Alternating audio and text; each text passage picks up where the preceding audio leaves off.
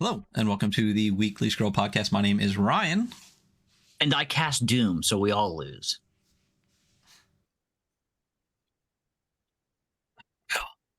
Is it me next? Oh, hello. Yeah. I'm Will. I wrote some things. That's me. Hello. And I'm Jarrett. I'm co-owner of Space Penguin Inc. with my wonderful partner, Debbie, who's in the other room right now, packing up your swivers. Yes, ladies and gentlemen, U.S. swivers are being packed as you watch this or as you listen to this later in the week. Nice. Yes, Debbie is the best. Also, when you say things like U.S. swivers, it sounds like, why does it sound to me like you know when Rick and Morty has that episode where they're talking about like, this is how you make plumbuses. Like, I don't know why that's the vibe I just got from that. But anyway, yes, this is us. This is here. This is not Cat Chat's number. I don't fucking know. Do we hit double digits yet? Are we on number 9? No, is this number 10? This is number 8 or 9. I believe it's number 8. 8. Number 8. I'm gonna guess 9, but it's not like I'm the one that confidence. yeah, it's not like I'm the one that actually like puts these out or anything and should know that, but I absolutely don't. And today we have a returning guest. Not just it's not just Jarrett, our regular not Cat Chats chatter friend person on the show. It's Will is back as well. As they said, they make stuff which would be Forbidden Psalms. I usually pick up the giant pile of Forbidden Psalms, but it's starting to get very big. So I'll probably do that later. But how are you both doing this weekend? Go ahead, Will. Yeah, I'm good. I've done like nothing. I'd like literally woke up this morning. I was like, wait, is it Sunday? Shit. I should do something with my weekend, and then I didn't. So I'm good. I've done literally nothing for like 2 days.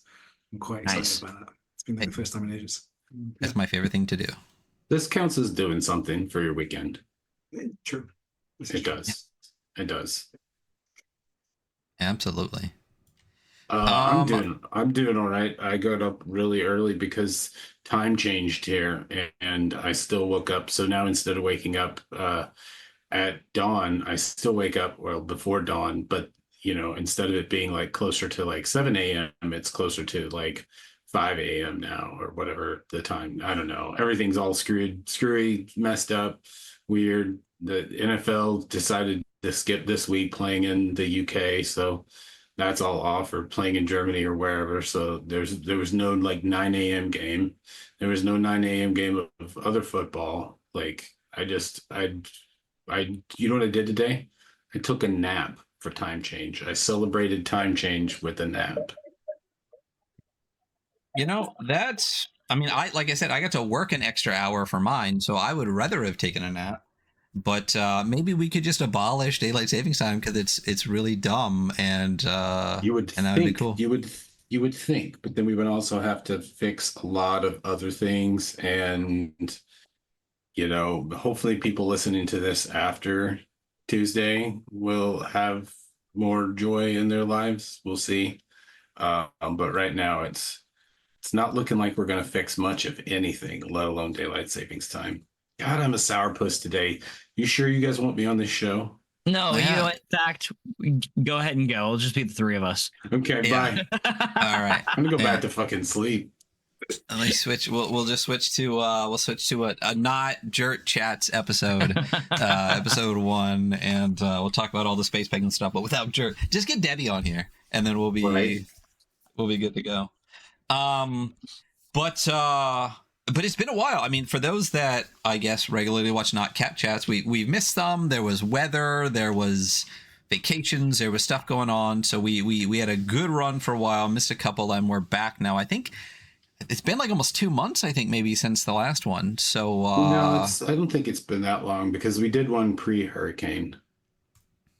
Pre-hurricane. I don't know why my brain is just working only in like it was 1 month ago. By the way, this is episode 8. I said 9 with too much confidence. It was 8. But yeah, our last one. No, you said 8. You said 8. You said 8 with a lot of confidence, and I said 9. Oh, I did? Yeah. Nice. You're right.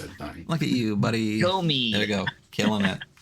But some Space Penguin releases came out in all of this time. Plus, you did deal with the hurricane, and luckily everything didn't float away. Yes. What I mean, have we even talked about this on here yet? We haven't really talked about that because You've it not. came in and it came in so rapidly and then it got filled. We talked about the parthenogenesis of 𝗲𝗲 𝗖𝗵𝘁 for those listening at home. What Ryan just held up. He's holding it up right now. It's got wonderful Amanda Lee Frank art on the cover. Super proud of that book. So we actually took a bunch of those to storage to put in the store space the other day. So that was good. Really excited to see how that takes off this fall. Yep. Got that beautiful yellow ribbon, the perfect choice.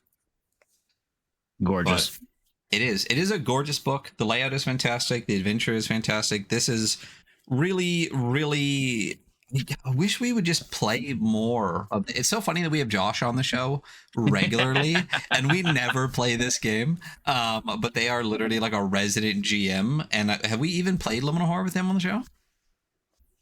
I think maybe once.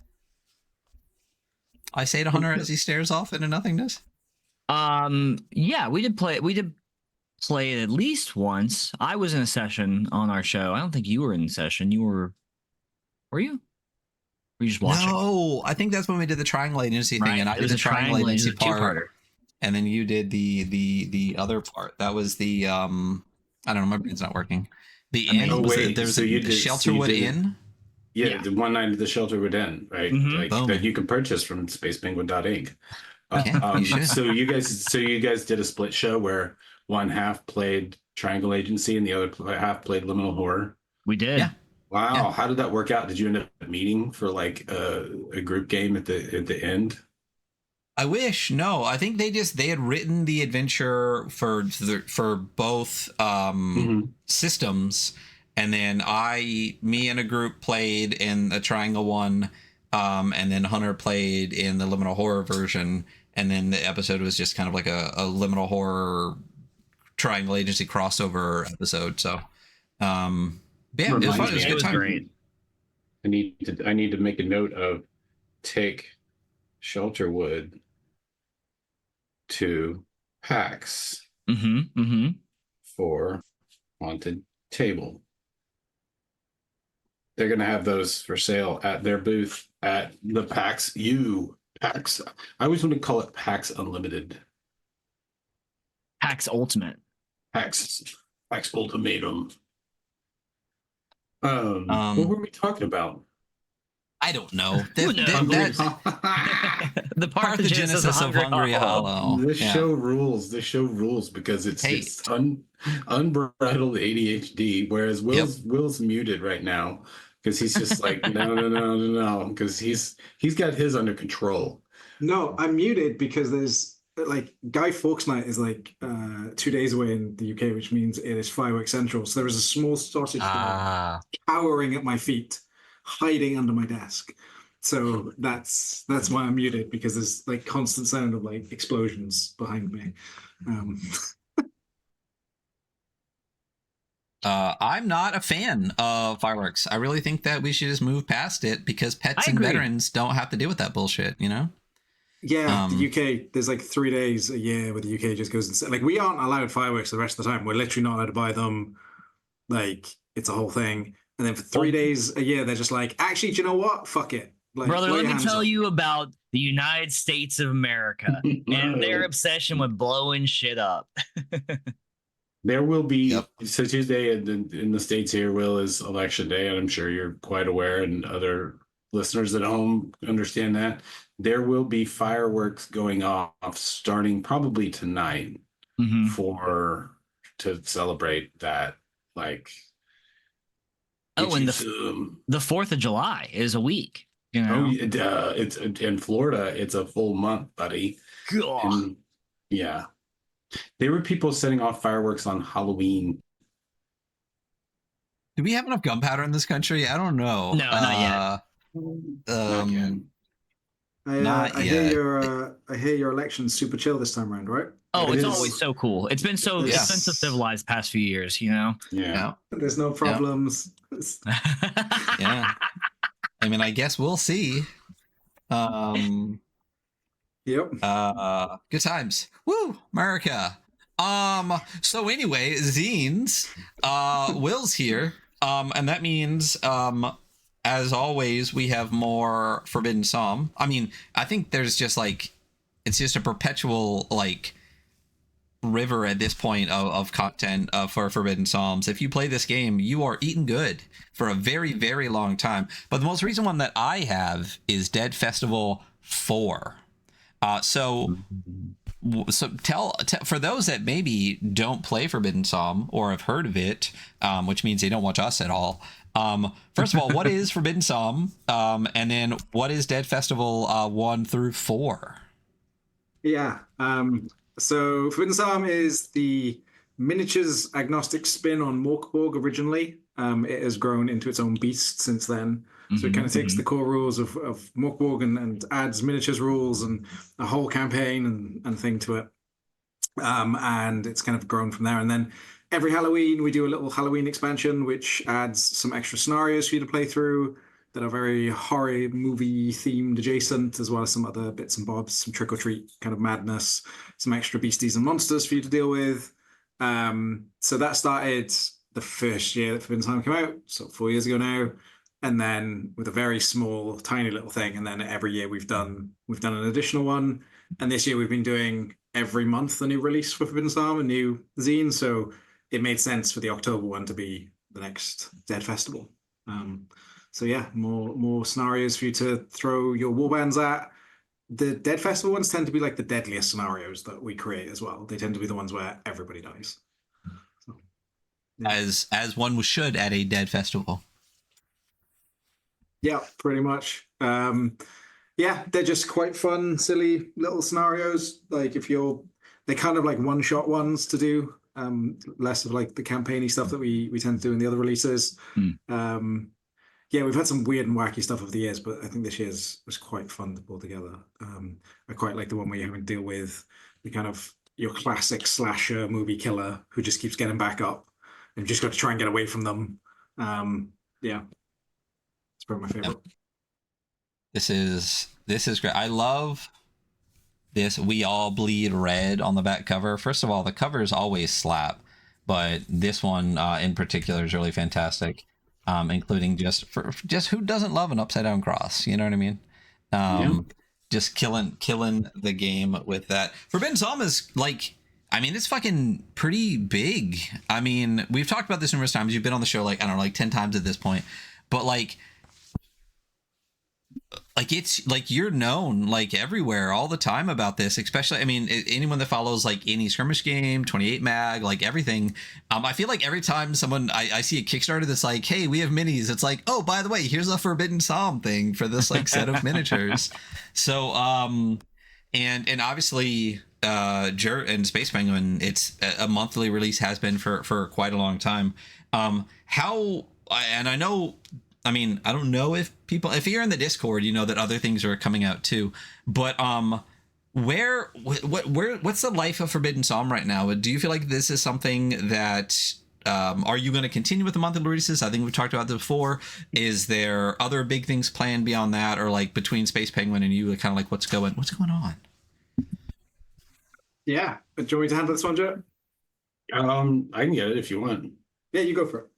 Okay, so next year there won't be monthly Forbidden Psalm releases. I think after helping two different people now, 𝗏𝗏𝗏𝗏 with her monthly Rimbound Transmissions, and Will with the Forbidden Psalm stuff, we have it kind of takes its toll on the creator. Like, all my job for these things is just editing and you know, or just looking over the shoulder, or just cheerleading or encouragement or publishing and whatnot. So the actual act of creation is I do help out in that process, but I don't actually do it. So I can't speak firsthand to what that does to a creator, but I guarantee you, like, Will probably gets tired of me, man. Like, hey, I need this now. I need this now. I need this cover now. I need this cover now. Hey, can you fix this cover? Hey, can you change the spelling on this cover? Okay, can you change this cover?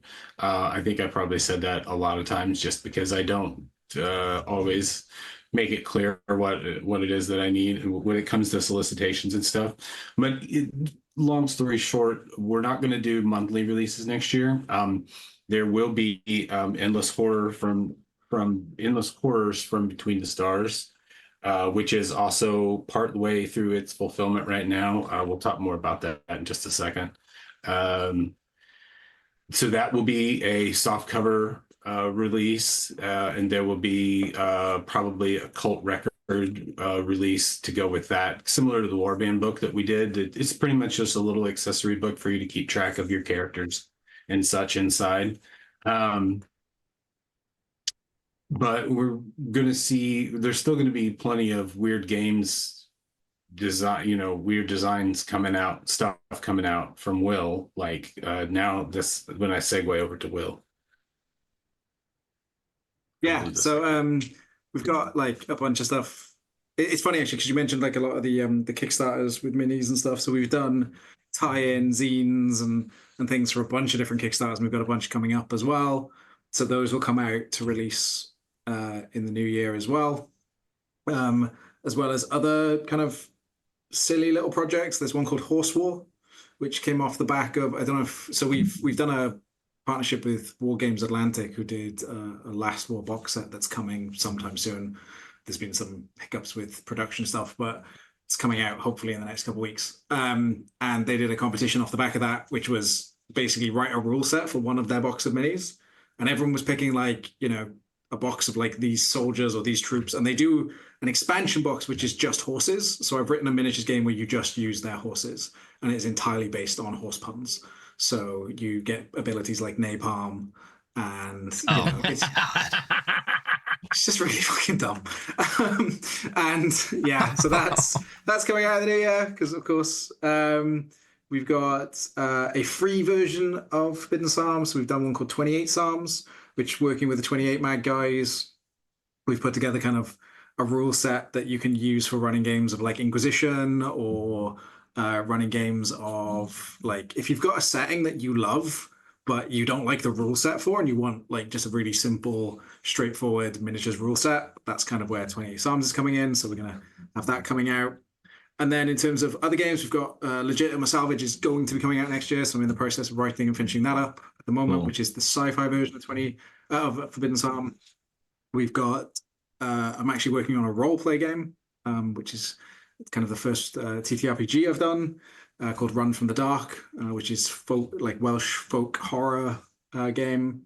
And those are kind of the two probably big releases next year. And then there's a bunch of other mini projects. And then we've also got the kid-friendly version of Forbidden Psalm, which is coming out. We're hoping February. So we're on track for Feb. We actually put out on Halloween a playtest version, which was completely different design to the thing that's coming out, because it's all Halloween themed. But it's a like playtest version of the rules, because it takes the Forbidden Psalm kind of rule set and makes a huge spin on it.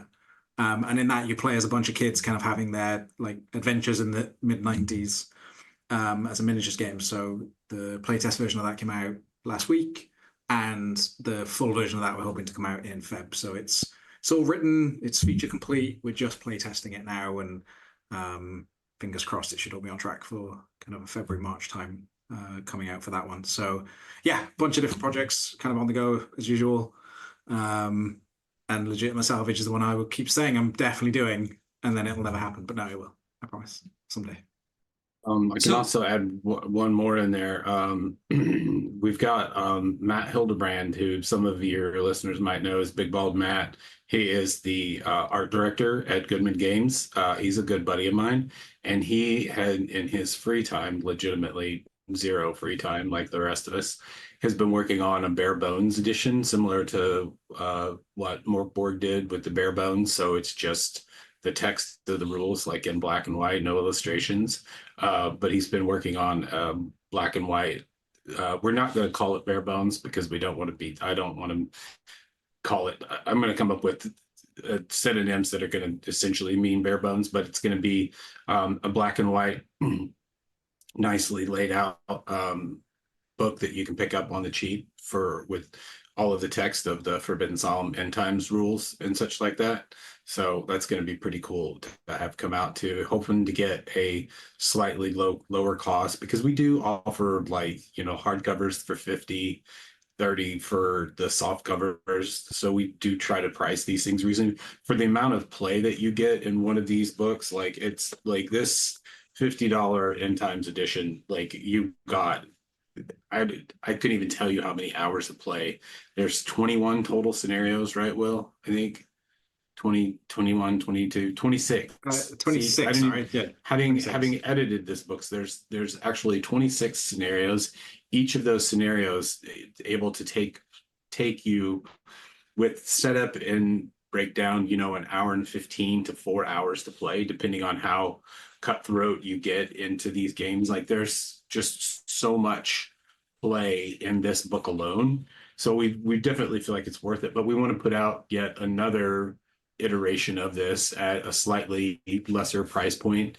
And, you know, I want to see, I'm not quite sure on binding yet, if we're going to do soft cover, if we're going to do spiral binding. I'd love to do a spiral binding. I think that would be pretty fun. So we'll just have to see how that comes. But you know, stuff like that that'll maybe be the one that's like, I can convince Will to put that one in perpetuity for no charge, you know, on some websites, maybe multiple websites. That way, you know, just kind of a thing, like we're not letting Forbidden Psalm die by any means. It's going to stay in print. Like this is End Times is the definitive edition. Like I think if we went back to the well again for like yet another definitive edition sometime in the next couple 3 years or something, I would make Will rewrite all 26 scenarios, you know, and as his editor, I would be like, no, you already did that scenario and anything. That's one of the crazy things about this guy is the scenarios never, even though they might be inspired by similar things or they might have similar win conditions or end goals, the stuff in the scenarios is always different. So you might, like playing a skirmish game, you're either tag teaming to escape, you're tag teaming to kill, you know, an enemy, or you're trying to kill each other. There's not a whole lot of really different win conditions. And I know like war gamers worldwide are now screaming at me that you don't know what you're talking about. And you're right. I don't know what I'm talking about. I'm making this shit up as I go along. But I'm still saying there's not a whole lot of like true outcomes that you can actually achieve with this other than just having fun. And the ways that you can have fun with this thing are just myriad. So many options. Yeah. It's crazy how it kind of, again, just cascaded and hasn't stopped. I don't even remember. We randomly keep being like, wow, we talked about this on like episode 20 something. I don't remember the first time that we talked about Forbidden Psalm. But it's been, I think, years at this point. The one thing though, childhood. So I got to check out that Halloween version of Childhood and stuff like that. But for those that haven't, first of all, hop into the Discord and go to the Forbidden Psalm Discord and check out all the stuff that's going on there. But how do you make so Forbidden Psalm is started as a Merkborg skirmish game. It's gross, it's brutal and all that kind of stuff. How do you make a kid friendly version of Forbidden Psalm? I don't know. We kind of like when we approached it, it was very much thinking about, so firstly it was thinking about how do we make the rules not simpler but kind of clear and easy for you to take like a 5-year-old through it and get them to understand like, hey, on your turn you can do certain things. And part of that is like there's literally a disclaimer on the rule page which is like, make up your own fucking rules. Like don't, if there's something that you want to do in the game and the game doesn't have a rule for it, just agree with the people you're playing with about how you're going to do it and how you're going to resolve it, what dice roll you're going to make type thing, and just do it, have fun. So that was a big element of it. There was also the thing around, okay, so this is the kid's adventure. So you are essentially playing the kid's imagination, right? So the settings are, if they're fighting goblins, if they're being chased by parents, if they're dealing with bad guys, as they're called in the game, of various kinds, it is their imagination. So it makes sense. The weapons range from like super soakers to cardboard swords to, you know, the kind of stuff that kids might have. We then wanted to obviously have that almost Simpsons-esque thing where it's like this appeals to kids, but there's also enough references and jokes in there for adults. So there are equipment and weapons that only like someone who grew up in the 90s is going to know what the hell we're on about. There's like references to 90s movies and things like that, and jokes and in jokes. One of them is like the mysterious magazine you find in a bush, right? Like, so there is some real dumb stuff in there for grown-ups to giggle and chuckle about. And then a lot of it was like what happens when your people get injured. That was like a huge thing about like the consequences. So in a Forbidden Psalm game, you guys lose limbs, they get destroyed, they get killed, they get diseases and poisoned. In childhood, they run off home. They take their ball and they go home. If they get too tired, if they get annoyed, and then they get a knee. Yeah, they scrape their knee, and then they get a condition. And some of the conditions are actually good. One of them is that you get a fart attack, and then you can fart around other kids, and they'll get grossed out and run away from you. So you can actually have conditions where getting injured doesn't always lead to like a negative outcome. Sometimes it can lead to a positive one. When your kid has taken enough conditions, they go away to summer camp, and a new kid joins your group. So a lot of it was like in the design of what are the consequences of your people getting injured and the wording around that and how you describe it. A lot of the mechanics are very similar to a Forbidden Psalm game. It's more just like that narrative around how you explain it, how you explain what's happening to the kids that you're playing. You know, they don't kill a bad guy. They make the bad guy run away. It's that kind of thing. Which is really funny because we were doing a playtest on a stream and I kept saying, oh, he killed it.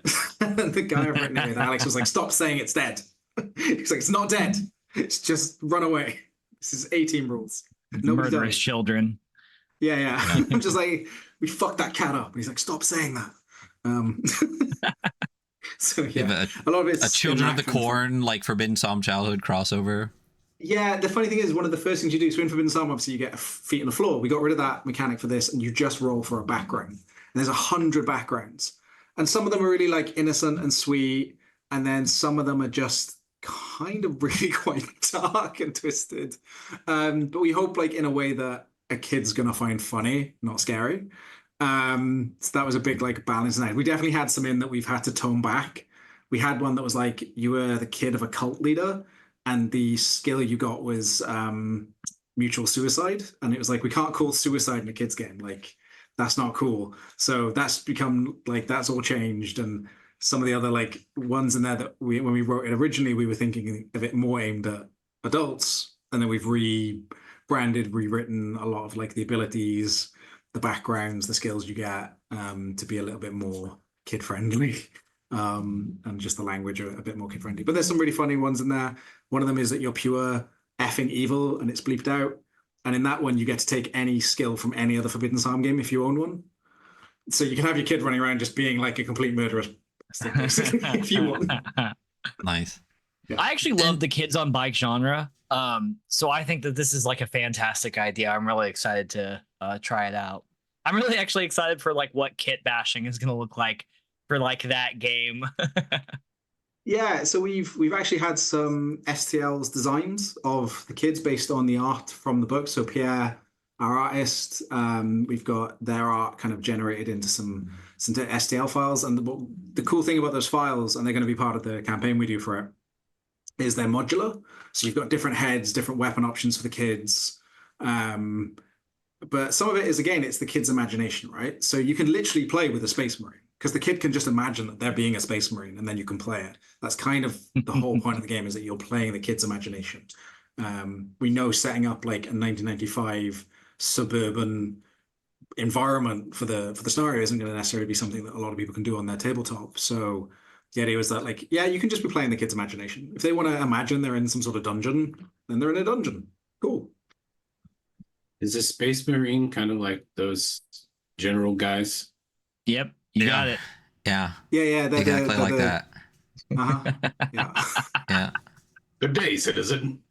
Yeah. This is a reference to a conversation we had before the stream started, y'all. Yeah. Yep.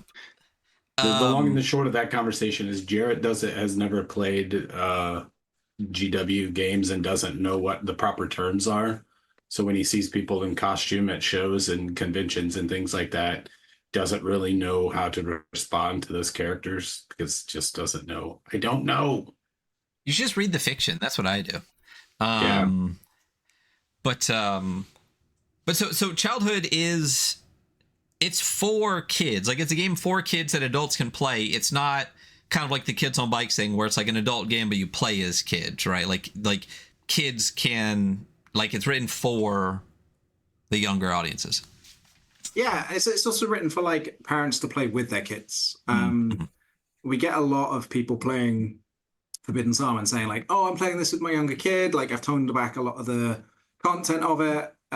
So we wanted to write a game where it's like you can just play this with your kid. We want it to be fun for adults. So if you're just playing it with, you know, your grown-up buddies and stuff, like, we wanted there to be a game that would still be fun. But we also wanted it to be kind of straightforward enough that you could play with someone as young as 5. So that was kind of some of the design philosophy behind it. There's also kind of layers of complexity within the game. So it's designed with that thing of like, if you want to play with more, you can, or you can play quite a straightforward, stripped back version of the game that will work for very young audiences where, you know, again, you're just kind of explaining basic mechanics. The other big difference between this and Forbidden Psalm is Forbidden Psalm, every one of your characters gets 1 action per turn. They can move and take an action. In Childhood, you've got a thing called mood, which is like a resource that you can spend across your whole club. So you have 4 kids in your club, and you have between like 6 and 10 mood. And you can essentially spend all the mood on 1 kid. So if you're playing with a younger person and you're like, "Oh, no, you can't do that thing because that person's already activated," like, that's no fun. Telling a kid you can't do a thing when they're playing a game is like the way to get a kid to stop playing a game. So it's that thing of like, well, we built that into the mechanics. Actually, if the kid wants like their one super kid to run around and just hit everyone with his cardboard sword, then he totally can. Excellent. Let's have that. Let's build that in as a mechanic in the game. So yeah, it's that kind of idea and philosophy behind the whole game was, how do we make this fun for like a 5-year-old, but also how do we then make it fun for like a 30-year-old? Like, if you're the grown-up teaching the kid this game, we wanted to make sure it was fun for you too. Yeah. Were there any games that you like that are more kid friendly that you referenced when trying to put this together? Honestly, there was some mechanics from like board games more than miniatures games. Some of it was like play testing Forbidden Psalm with my own kids in the past, in terms of like, you know, playing games with my own kids and knowing what's worked well with them or what hasn't. Same for Alex, the other writer on the game, because this is the first one I've written with someone else. It was the kind of same kind of thing. It was like bringing in what we think, you know, our own kids' experience has been. Some of it was, I've worked with children and young people throughout my career doing youth work stuff in the past. So some of it was bringing in that experience. In terms of actual like miniatures games, they're mostly aimed at 20 to 40-year-old dudes. Yeah. Like, that's the primary audience and has been for so long. So yeah, trying to find one that was like it's really funny because 40K gets marketed to kids, like really heavily marketed to kids, but that is not a kid-friendly game. Like, you go look at the rules and how complex it is, and they're putting out updates to the rules every couple of months. Like, if you're a kid, you're not following along with that necessarily. Right.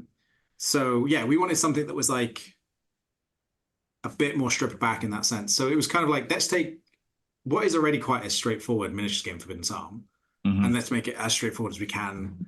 You know, one of the kind of other philosophies around it is like, have your players roll as least amount as possible. Because if they're having to roll and compare it to charts and look up data and look up stats and all this kind of stuff, it slows the game down, but it's also, you know, a kid's not going to necessarily follow along with that. So it's, how do you make a game that's really straightforward and understandable? Not simple, just like, if you've got a character sheet and your stats are on the character sheet, you know what those do, you know how it all behaves, you're not having to look up rules constantly. Yeah, so a lot of it was that kind of thing in terms of how do we design a game that a kid's going to actually want to play and enjoy. Yeah. That's really interesting.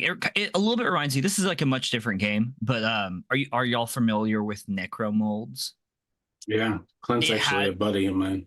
Yeah, it has a system where it's like there is a very stripped down, like family friendly version that is not very in depth, and then there's also expanded rules that like add depth to it for whoever you're playing with. Not that this is exactly the same thing, but it is very, like, it does remind me of that. I think it's a really great idea. Yeah. A lot of like the complexity in the game, and it's not really complexity, more like the nuance in the game comes in like when you roll for your kids' backgrounds, right? Because each kid has its own backgrounds. You have to have a different background for each kid. There's 100 that you can possibly roll from. A lot. Yeah, it's a lot, but they only give your kid like one thing. Yeah. So once you've rolled for it and you've written that one thing down on your sheet, you're good. Like, if they're asthmatic, they get an inhaler. Like that's the thing they can get. If they're a mascot kid, they get a mascot suit. So they've now got armor basically, which is like a sport mascot suit. I think my favorite one was undiagnosed ADHD as one of the backgrounds, which is you get one free move action per turn.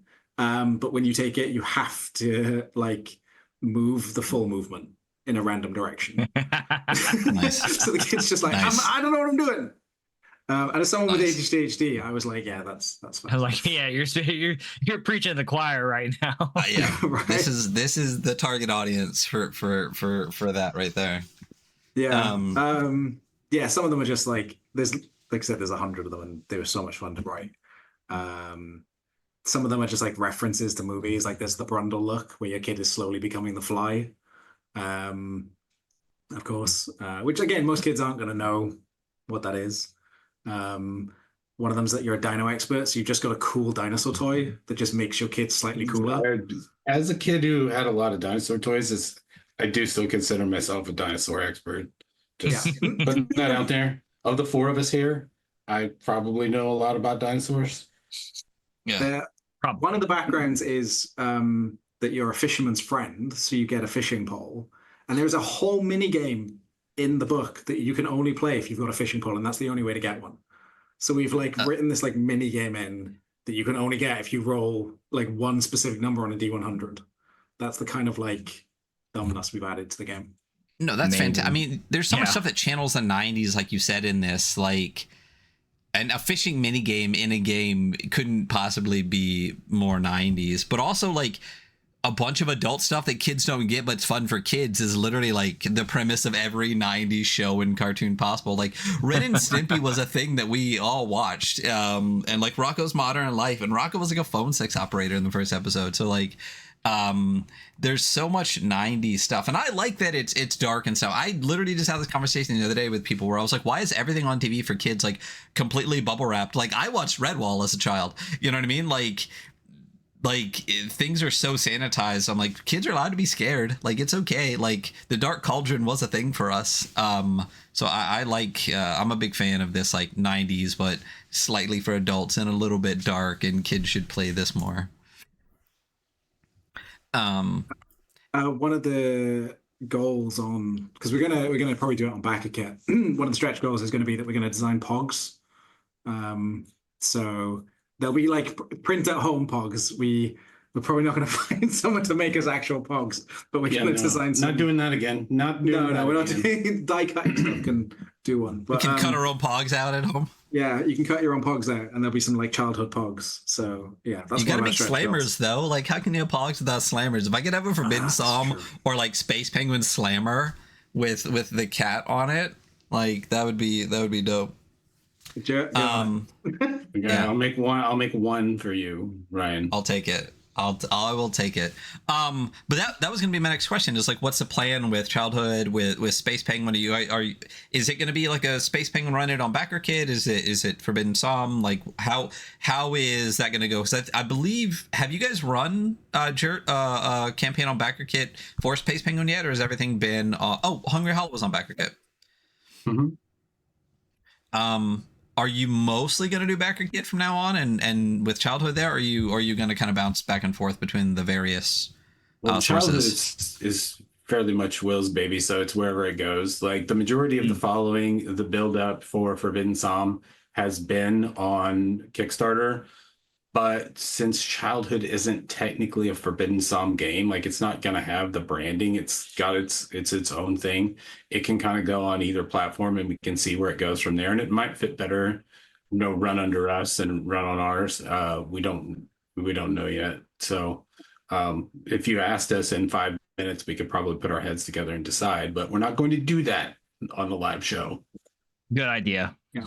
Yeah, we're I also just testing out different platforms and seeing what sticks, basically. We're still in that kind of work out where things work best. Like, what do we need to run advertisement on projects or not? Do we need to run them on BackerKit, Kickstarter? Like, is there other platforms we can use? Do we just print a book and put it out? Like, we've been testing lots of different ideas out and seeing which one is like the most effective at getting the most eyes on a project. It's not even about the most sales. It's like, how do we get the most people interested in that thing? Yeah.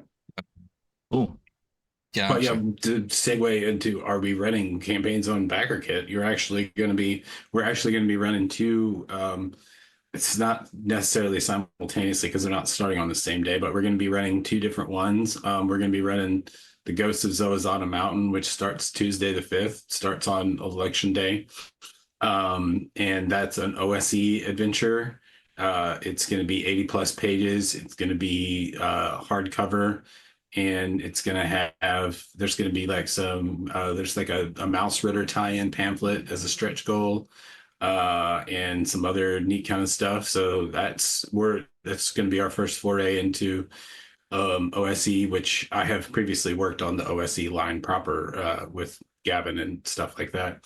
So I'm pretty well versed with that. But that one was written and designed by 𝗏𝗲 and then edited by 𝗏𝗲 𝗲𝗵𝘁, who runs Night Owl Publishing, right? Or Owl Night. I get that. I always get that confused because Thorin, my other friend, is the other one. Damn it. I'm so bad about that. Anyway, that one's going to be coming out on the 5th. And then on the 12th, for part of Mothership Month, we're going to be debuting our deck of cards called Survivors of the Core Wars. And they're going to be these big 4-inch by 6-inch, like nicely sized cards with full color art on one side and Mothership stats on the backside for you to use as NPCs. They've got this whole intricate backstory where the cards reference each other and different cards in the deck and stuff like that. And this system called the Core. But you can also use these cards as PCs for your games. Like if you run into a TPK, you can just quickly deal out a bunch of these, and they're all almost completely fully statted up. Like you can re-roll stats if you want to, but they'll have stats and everything on the back, so they'll be like ready to go.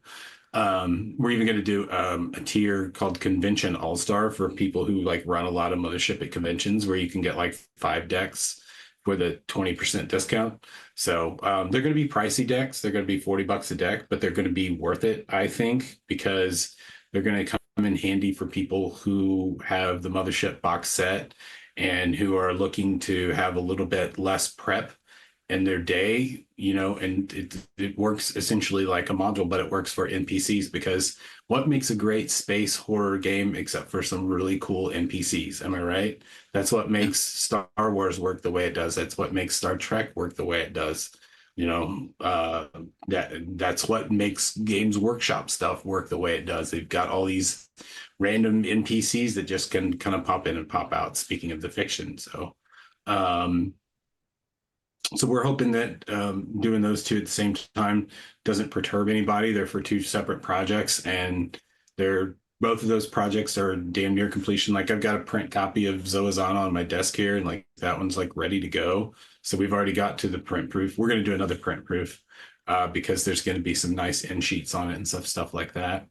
And then we're getting ready to order up the deck of cards in the next couple of weeks, because one of the big things that we like to do around here at Space Penguin is have everything as damn close to possible done before we go live with our crowdfunding, because we don't like to wait ourselves. Like I know that backers especially don't want to wait after they paid for something, then had to concentrate, for 6 or 8 or 9 or 10 or 18 or however 22 months or whatever it is. But we really are trying to make that one of the hallmarks of us as a company is sticking that landing. We haven't missed one yet. We've only done 2 big ones, aside from all the other 37 or 40 Kickstarters that have been, I've been in parts of all except for the original Forbidden Psalm. I've done all kinds of ones when I worked at Exalted Funeral, Python, the Herbalist Primer, all kinds of other stuff, ARC, all of those, some of the OSE ones there. So I've been inside the crowdfunding world for a long time. And I know originally when I started this company, I was just like, no, we're not going to do that. Well, it's a part of the business that where we're at with this late stage capitalism thing that we're all working under. It's great for us because it helps us judge our audience and get a lot of extra money so we can do larger print runs. You know, we're not like taking this cash home and like lining our beds with it or swimming in it in bathtubs like Scrooge McDuck. We're just literally making larger print runs so that we can keep these things in sale, because there's nothing worse than finding out about something 6 months down the line, 8 months down the line, a year down the line, or whatever. And you're like, how can I get a hold of that?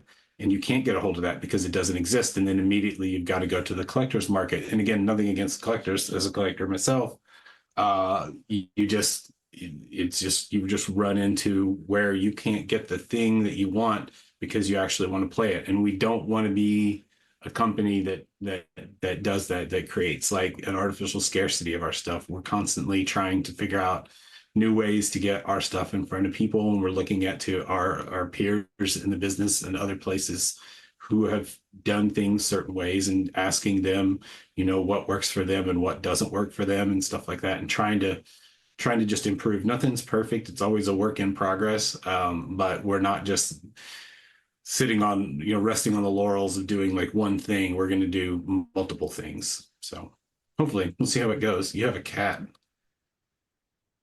I do. I do have a cat. What's the name of this show, Hunter? This show is called Cat Chats, Ryan. Cat Chats, Cat Chats.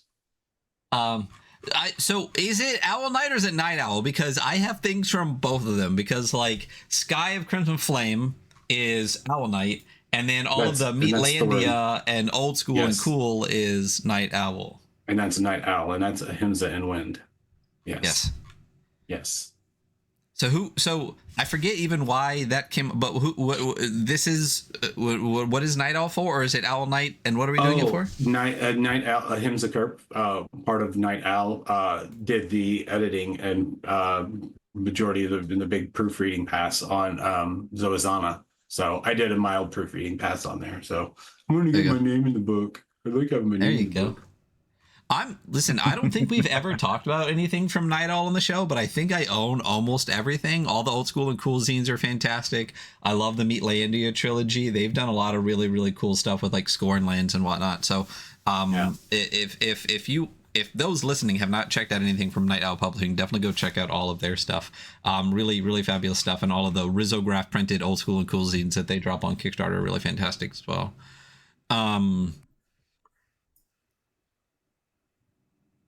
I have no segue into what I was going to say next. I guess we did all that, but the last thing I have on my pile next to me is this beautiful thing right here, which is the transmission. Yeah. Ooh. Yeah. So can you, for those in podcast land that can't see this, I'm holding up this large, well, it's sideways, but it's 8.5 by 11, but it has RBT written on it, Rimbound Transmissions. This is from Stella Condre, who is just a member of the Weekly Scroll at this point. They are always on our side quest with us.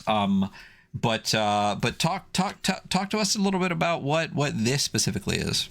So open it up and hold it up for those viewing at home. So it's essentially Stella's pamphlets that she did over the course of a year.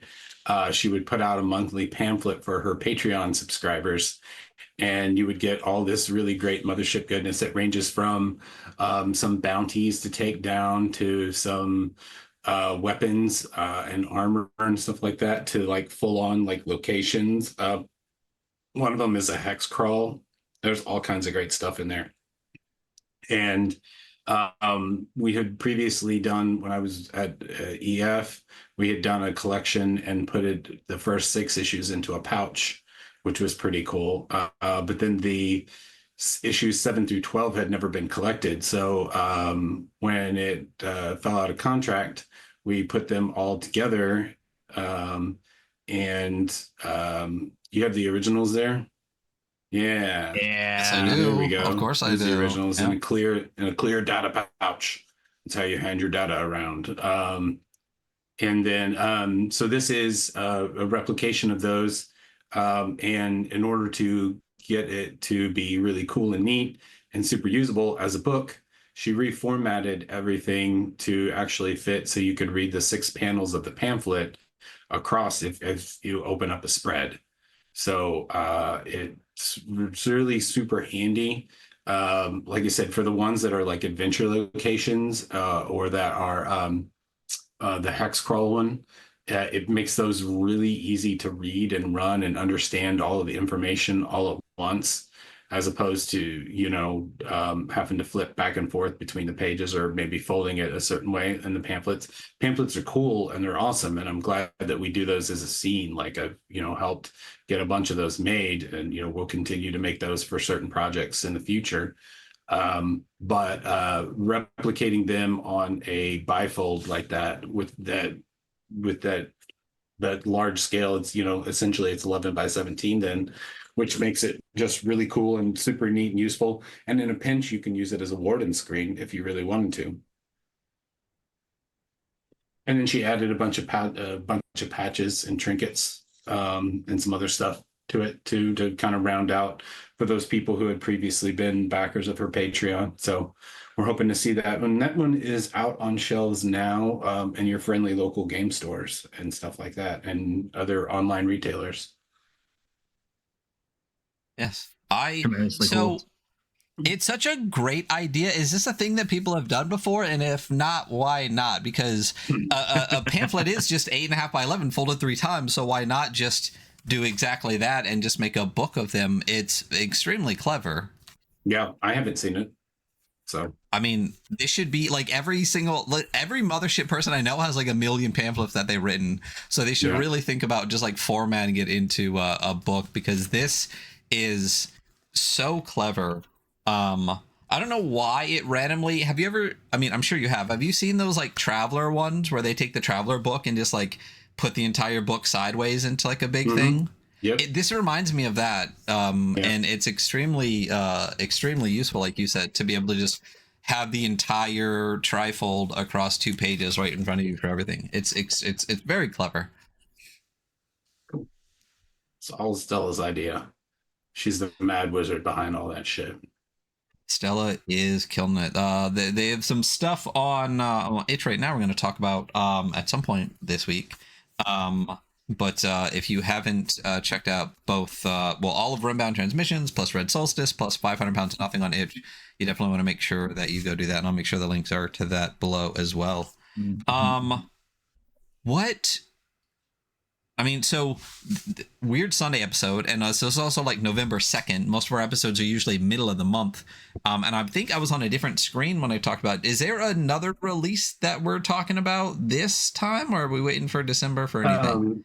So the November release for Forbidden Psalm Monthly, to segue back to Forbidden Psalm, is Trench 71. It's for The Last War, and The Last War has recently seen a reprint from us. It's the same, and then there's actually a Choose Your Own Adventure in the back that you can play solo. Not Choose Your Own Adventure. We can't say choose your. That's copy. Yeah. It's a Choose Your Own Path. Distinctive. There you go. It's a Choose Your game Own book. Adventure. There's actually a Choose Your Own Path bit in the back that you can do. You can actually play out the combat scenarios with your miniatures. So while you're reading it, which is a nice little addition. That was a very cool surprise to get when I was in the editing pass. I was just like, because I remember you saying something about it, Will, but it was just when it came up, I was like, oh, it's this thing. Oh, this is really cool. So it was really super fun. I love game books like that. I have quite a few up there on the top shelf. Some saved. I'd love to claim that was me. So I'm working with Matt Bennington, who writes Choose Your Own Path books. Like that's his whole bang, his whole job. He's got a bunch of them out there. They're really great. And he happened to be a fan of Forbidden Psalm, and actually met him at Games Expo this year. And we got chatting after it. So we're actually working on a full-length Choose Your Own Path book for Last War. So it's going to be a full, complete book that will be something you can play like your old school House of Horrors and kind of Choose Your Own Path books, but set in the world of Last War. So it's very grim, very horrible. Your characters will die. It's really fun because he writes mostly for kids and he's getting to write one for adults. And he's like being like, it's great. I can kill people. Listen, they don't die. So, they just run home. Okay. Yeah. So that's coming out hopefully next year. So he's in the middle of writing it. And I feel really bad because he's like, oh, we're working on it together. I'm like, no, you're doing all the writing and you just send me stuff and then I giggle. Like, it's not. There you go. It's not. I am definitely the target audience for that project. Let me tell you, I will be on top of that one. That sounds so unbelievably cool. Funny So because I have been looking at the like series 1 of the Choose Your Own Adventure books, like the ones for kids, because you can find them on like thrift books. I always think those are like, it's like an amazing fun time. So I love The Last War. So we're doing the one we're doing for Last War is really cool as well because it's got in his books he has like a combat resolution mechanic, right? But we're actually giving people the option to either use his mechanic or just to then play a mini Last War scenario. So once you hit combat in your path of what you're picking, you can then set up like a little kind of 12-inch by 12-inch grid and play a Last War combat scenario out because you're playing as a single character in it. You know, you're playing through making these choices, and the whole narrative of it is you've essentially woken up in Nurse Nightshade's kind of infirmary.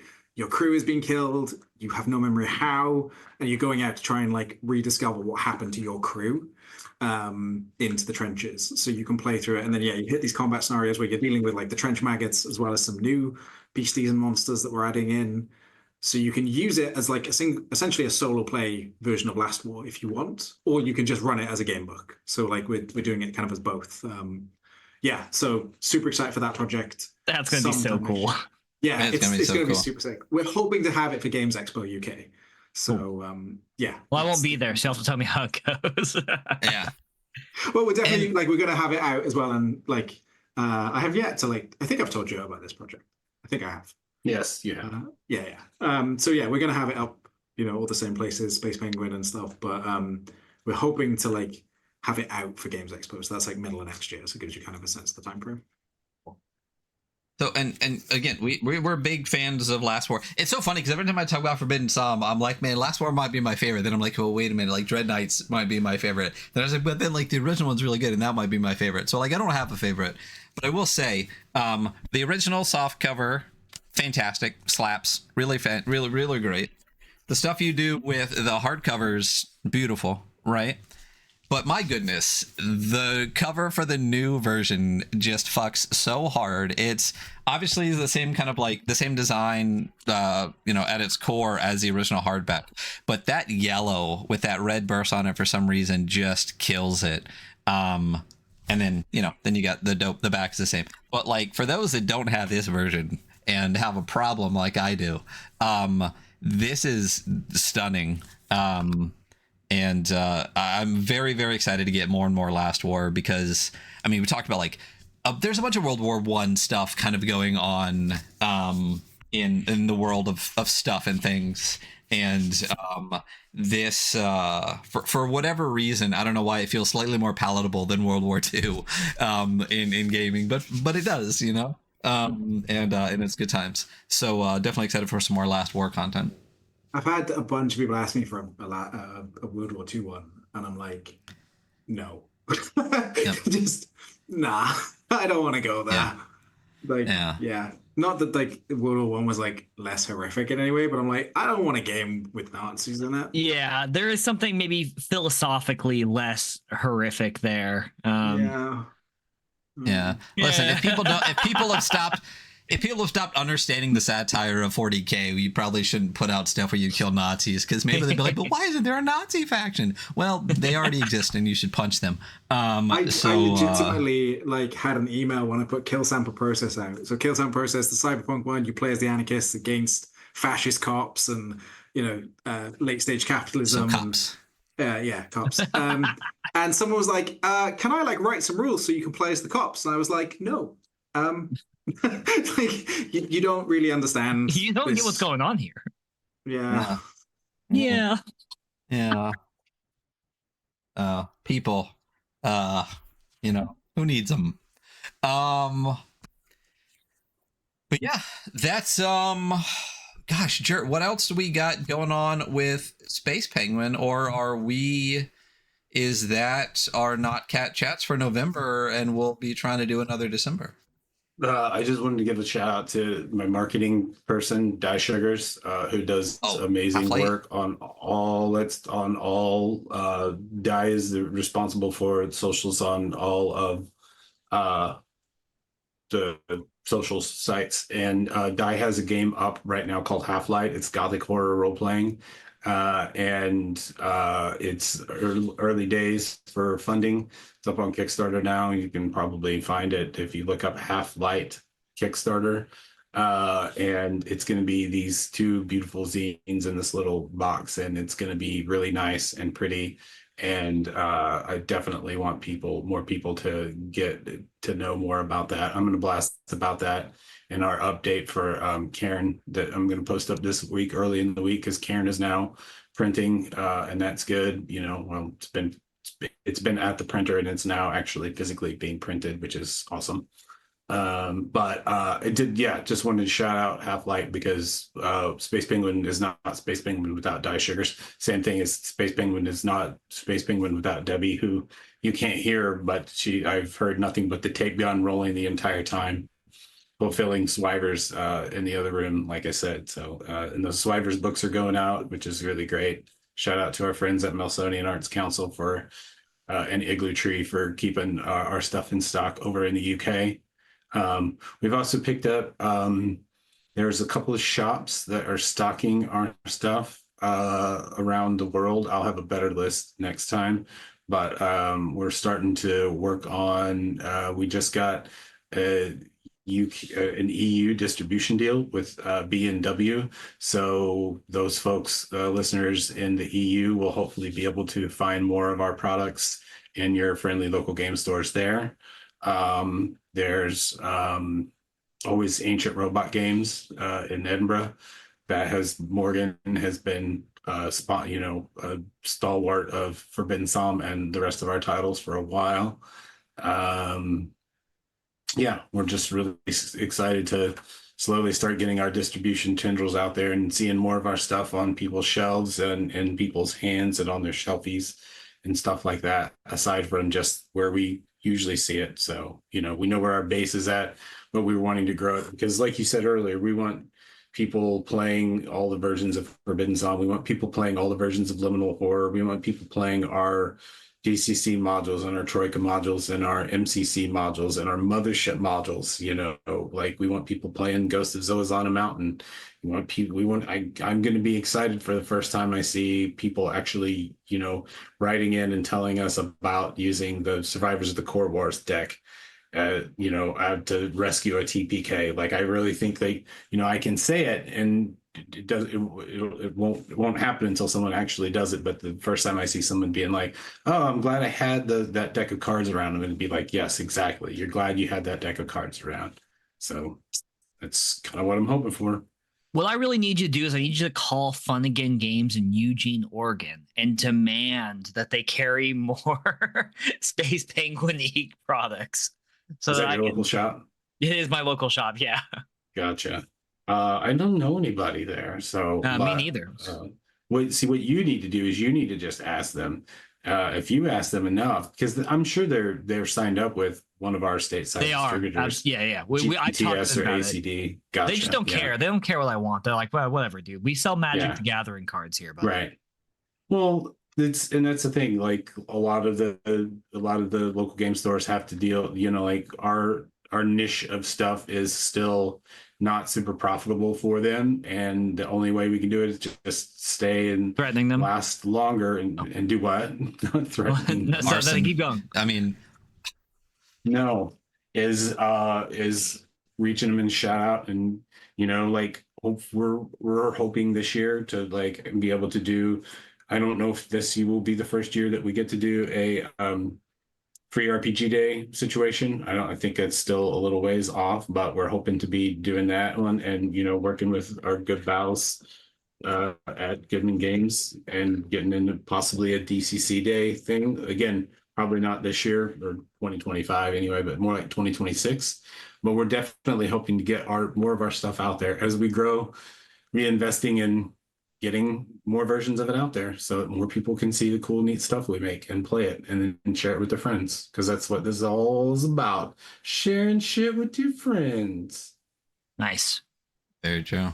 I mean, we've been talking with you for early on when Space Penguins started, and just the amount of stuff that you guys have been able to put out, the quality of it, like I'm never gonna not be just astounded by what you've been able to build. And I can't, like, I'm eventually be like, oh, that on the shelf, I know that company, I know those people that run that stuff, when it's in like every shop out there. I'm very excited to be friends with you guys, who are just some of the most amazing people that I know personally. So so thank you for being awesome and making awesome stuff, first of all.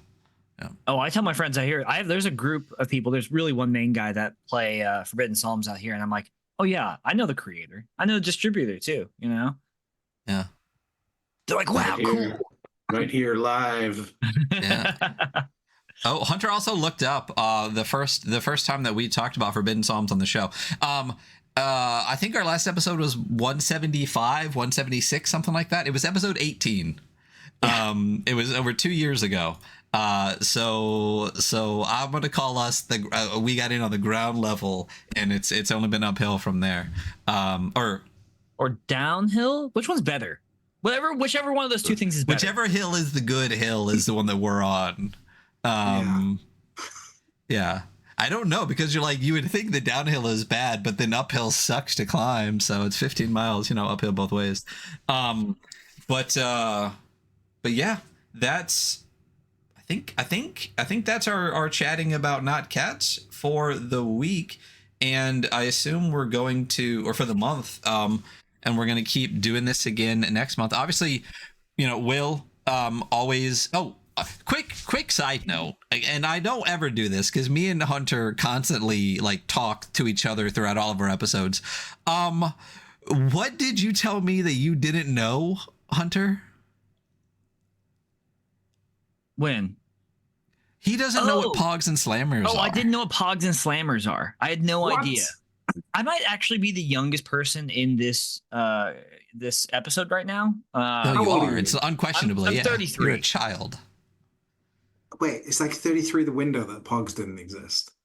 Were they really that much of a flash in the pan? Fuck. Yeah, I was born in 91. So like I my knowledge of Pogs comes from like very modern people calling people Pog champs, and I was like, I don't know what this means at all. Yeah, no, I distinctly remember my favorite slammer was this like red and yellow, or this red and blue one that had like the skeleton of like a fish on it, and I played that thing until I broke it into like 80 pieces. But but yeah, we had a whole thing in the UK where like metal ones came in, and then they were like getting like legitimately dangerous. So we had my favorite one was one that was like spikes, like a fucking ninja star type thing. And I remember distinctly my school confiscating it because they were like, that's just a weapon. You can't have that. Yeah, no, I definitely like, I must have been, I mean, how old are you, Will? 37. I'm 39, so we would have been in school together. Maybe Jarrett, were you a Pogger, or did you Pogger? I was too old for Pogs. They happened after me. Yeah. I know what they are though. I'm glad that I existed in the time when Pogs was like actually really cool, and I had my slammers and like the Pog tubes and everything. For the very apparently small window of the audience listening that knows what Pogs is, and not the kind that Christian's talking about in chat. You're great, you people that threw Pogs. But yeah, I think that's our Cat Chats for the month. And we will see you all again next month, and you'll randomly get Will to hop in whenever they feel like it, because it's always like, so when's the next episode? And this time it was like, hey, I can jump in. Boom, we got it. We got the overlay. Perfect. We're gonna have Will all the time. So, And you're welcome for the massive amount of ADHD we just poured at you for the last hour and 15 minutes for those listening. Thank you for putting up with us and tolerating the tangents, and I hope you were able to keep track of it. But that's gonna be it. Jarrett, Will, thank you so much for being here. Hunter, you're beautiful as always. Thanks, guys. Yeah, and we will see you all next month. Bye. Bye. Bye.